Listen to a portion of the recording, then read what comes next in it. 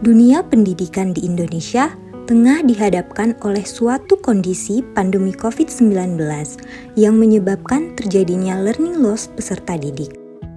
Untuk memulihkan kondisi tersebut, kami mengangkat masalah terkait kasus COVID-19 dalam proses pembelajaran dengan menggunakan model problem-based learning. Kami mengacu pada 5 sintaks problem-based learning menurut Arens 2012, yakni mengorientasi peserta didik terhadap masalah, mengorganisasi peserta didik untuk belajar, membimbing penyelidikan individual maupun kelompok, mengembangkan dan menyajikan hasil karya, serta menganalisis dan mengevaluasi proses pemecahan masalah. Sebelum melakukan implementasi, kami menyusun perangkat pembelajaran berupa modul ajar, LKPD, dan juga elektronik modul. Kami melakukan implementasi proyek ini di Mandua, Mojokerto. Kegiatan belajar di kelas merupakan salah satu faktor penentu pencapaian prestasi akademik peserta didik. Keaktifan peserta didik bisa dibentuk salah satunya melalui model problem-based learning.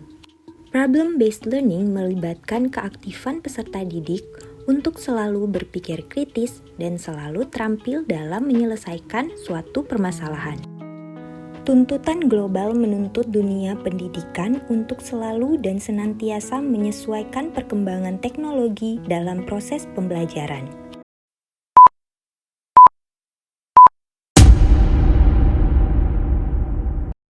Belum mulai pembelajaran, mari kita berdoa terlebih dahulu agar kita diberikan kemudahan dan kelancaran ilmu kita bermanfaat. Doa mulai.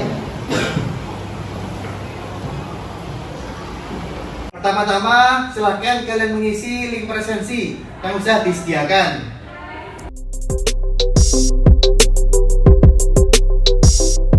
Sekarang mau tanya gini ya. Apakah kalian itu pernah satu keluarga terkena flu secara bersamaan atau dalam waktu yang berdekatan? Tanya gimana? Gimana? Ya Pak, ceritakan kok bisa seperti itu. Menurut dia gimana? Ya.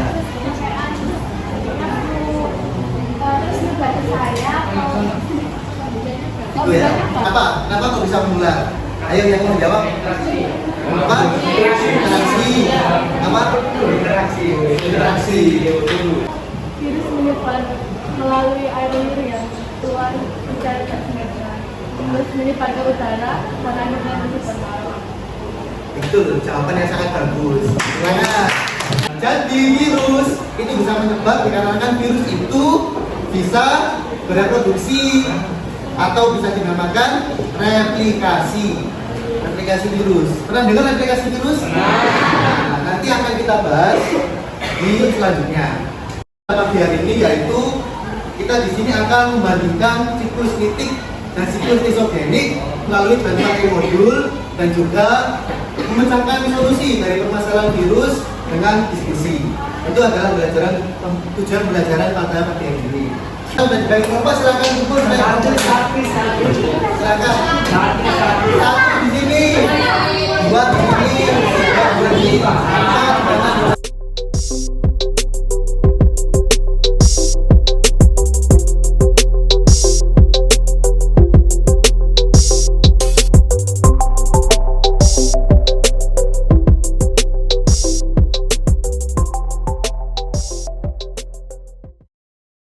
Dibuka halaman 10 ya. Halaman 10.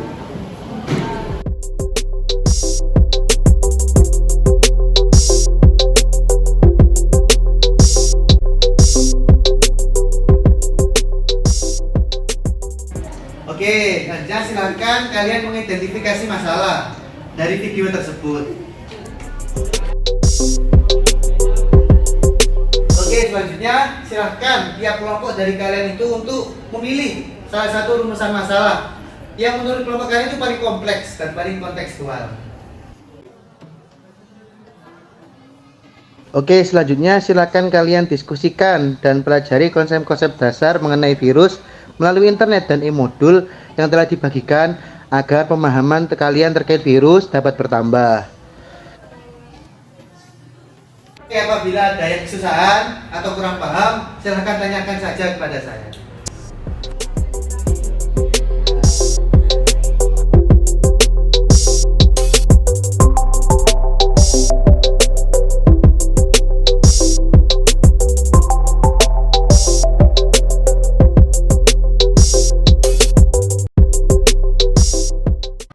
Oke, selanjutnya silahkan kalian jawab di LKPD pertanyaan-pertanyaan itu untuk membantu penyelidikan kalian.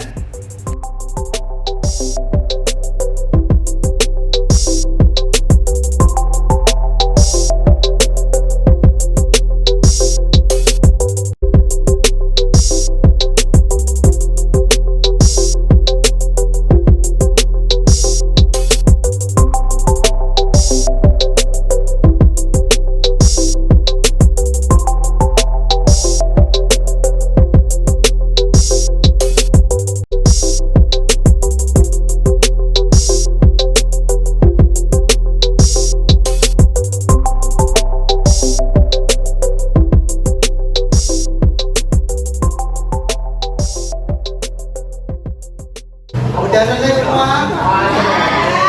Jadi, karena sudah dikerjakan, silakan salah satu pemanggilan presentasinya hasilnya. Mematuhi protokol kesehatan, yaitu memakai masker, jaga jarak, mengurangi aktivitas di luar rumah. Fisik, semakin tinggi aktivitas di luar rumah, apalagi ditambah dengan frekuensi mobilitas keluar kota, terutama daerah merah. Cara kita menanggulangi hal tersebut, yang pertama, mencuci tangan dengan air sabun, menjaga daya tahan tubuh, mengurangi kontak fisik dengan orang sakit, dan yang terakhir melakukan etika batuk dan pakai masker saat sakit. Cara kita mengajak masyarakat untuk peduli terhadap kasus ini adalah memberikan nasihat kepada masyarakat yang tidak mematuhi protokol kesehatan, lalu mengimbau masyarakat untuk selalu mematuhi protokol 3R, yaitu mencuci tangan, memakai masker, dan juga menjaga jarak. Kita harus mematuhi protokol kesehatan dan mengikuti arahan dari pemerintah, juga menghindari kerumunan dan terakhir melakukan vaksinasi dari dosis pertama hingga. Sama yang lain ada yang mau menanggapi? Ya, silakan. Ayo, siapa maksudnya namanya?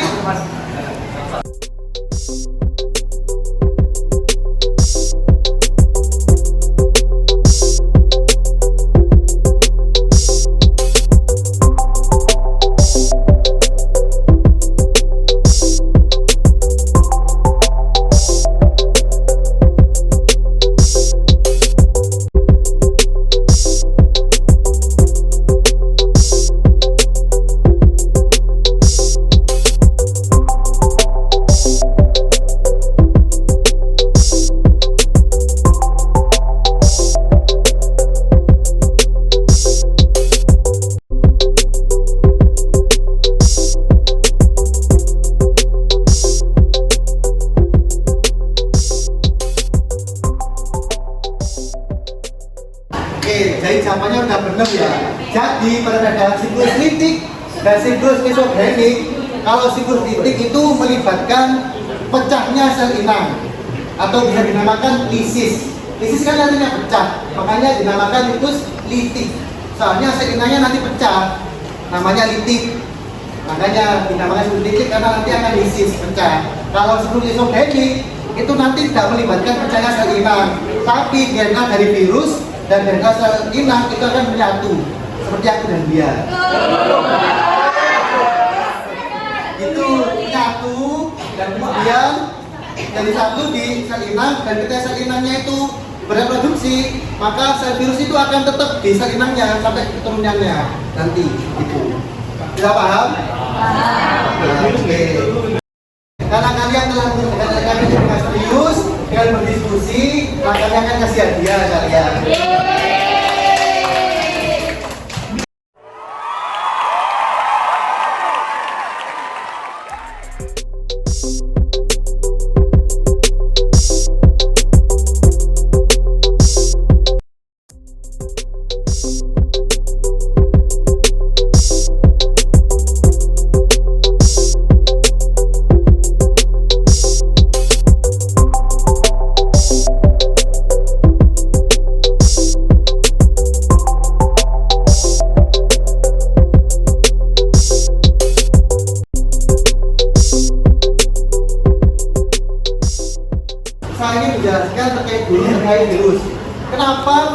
bedakan di sini dua daunnya. Tadi ada yang tanya ke saya, kenapa nggak satu aja, nggak daun titik aja? Kenapa kok dua? Kenapa?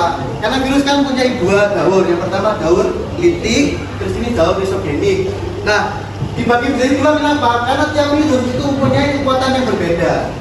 Jika virus itu kekuatannya lebih besar daripada sel inangnya, maka dia itu akan bisa menghancurkan sel inang, maka akan terjadi pecah, maka litik. Soalnya virusnya lebih kuat daripada sel inang. Nah, kalau virusnya lebih lemah daripada sel inang, virusnya itu akan menyatu dengan delta dari sel inang tersebut. Nah, itu namanya isogenik. Karena itu lebih lemah, jadi menyatu, nggak bisa memecahkan gitu. Kalah virusnya, jadi akan menyatu. Nah, itu untuk pembelajaran pada pagi hari ini. Oke, silahkan kalian melakukan refleksi. Nanti diisi di link refleksi yang sudah disediakan.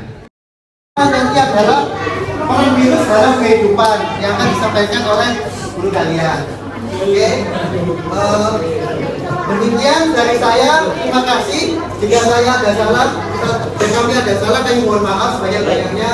Dan kami sudah manusia biasa.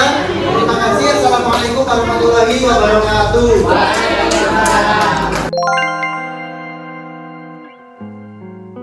Dalam mengerjakan proyek pengembangan pembelajaran inovatif, kami mendapatkan banyak sekali pengalaman yang berharga. Pertama, kami mendapatkan pengalaman terkait penyusunan modul ajar yang merupakan suatu hal yang baru bagi kami dalam menghadapi kurikulum Merdeka ini. Modul ajar memiliki beberapa komponen utama, yaitu informasi umum, kegiatan inti, dan lampiran-lampiran. Kami melakukan implementasi desain pembelajaran inovatif di MAN 2 Mojokerto kelas 10 dengan lancar. Peserta didik sangat antusias mengikuti kegiatan pembelajaran. Salah satunya karena kami memadukan teknologi yang menurut peserta didik baru mereka dapatkan ketika di kelas. Namun, perlu kita ketahui bahwa dalam proses pembelajaran di kelas tidak selalu sesuai dengan rancangan yang telah tertulis di dalam modul ajar. Jumlah peserta didik dalam satu kelas berjumlah cukup banyak, yaitu 36 orang, sehingga kami dapat belajar bagaimana cara mengkondisikan kelas dengan baik. Dan yang terakhir, problem-based learning merupakan model pembelajaran yang dapat dijadikan opsi bagi guru untuk membantu melatih keterampilan berpikir kritis bagi peserta didik.